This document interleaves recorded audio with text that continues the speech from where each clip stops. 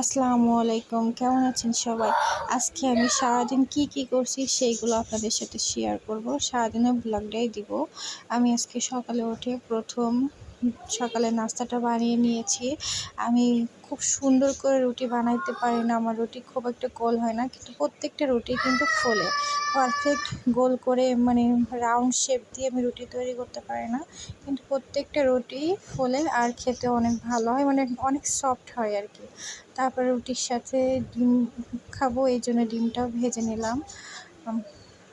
প্রতিদিন আমাদের বাসায় সকালে 4 থেকে 5টা ডিম লাগে। আপনাদের কার কার প্রতিদিন কয়টা করে ডিম লাগে সেটাও কমেন্ট করে জানাবেন। আর আমি ডিমটা একটু নরম নরম করে ভাজি, যেটা রুটির সাথে খেতে অনেক ভালো লাগে। অনেক শক্ত হয়ে গেলে রুটির সাথে ওটা খেতে ভালো লাগে না। কুসুমটা একটু নরম নরম করে রাখার চেষ্টা করি।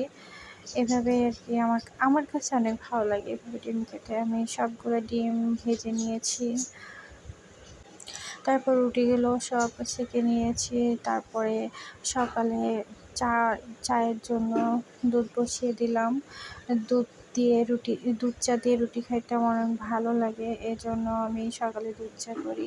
তারপর অলমোস্ট চাগুলো হয়ে গেছে, তারপর সবাইকে ডাকলাম নাস্তা করার জন্য। এবার দুপুরের রান্নার প্রস্তুতি চলছে। দুপুরে আমি সোয়াবিন বড়ি দিয়ে আর গরু মাংস দিয়ে রান্না করব। এটা আপনাদের ভাই অনেক পছন্দ করে। আর কচুরমুখী রান্না করব, আর তার জন্য মশলাগুলো রেডি করে নিয়েছি। মশলা আগে থেকে রেডি থাকলে কিন্তু রান্না করতে অনেক ঝামেলা হয় না, অনেক সহজে রান্না হয়ে যায়।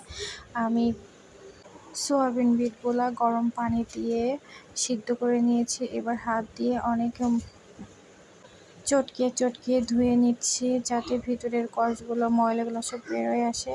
আর ওতে একটা আলু দিব ছোট ছোট করে কেটে, এজন্য একটা আলুও নিয়েছি। মাংসগুলো অনেক ছোট ছোট করে কেটেছি, যাতে আপনার সোয়াবিন বিটের সাইজেই হয়। সোয়াবিন বিটের মতো করে সাইজ করে কেটে নিয়েছি। এদিকে তারপরে রান্নাটাও করে নিচ্ছি, ওর জন্য আলাদা করে রান্না করি। আমাদের রান্না খেতে পারে না। আমি মাংসটা কষিয়ে নিয়েছি অনেক ভালো করে, তারপর সোয়াবিন বিট দিয়ে আবার মাংসটা কষিয়ে নিব। আগে মাংসটা ভালোভাবে কষিয়ে নিয়েছি, তারপর সোয়াবিন বিট দিয়ে আর আলু দিয়ে কষিয়ে নিচ্ছি। এই যে আমার কিন্তু কচুরমুখী রান্নাটা অলমোস্ট হয়ে গেছে। এটা আর আপনাদেরকে দেখাইনি কীভাবে রান্না করছি। আর এই যে অলমোস্ট আমার রান্নাটাও শেষ, মাংস আর সোয়াবিন পিঠটাও শেষ। এখন আমি খাওয়া দাওয়া করবো। Tata, bye bye.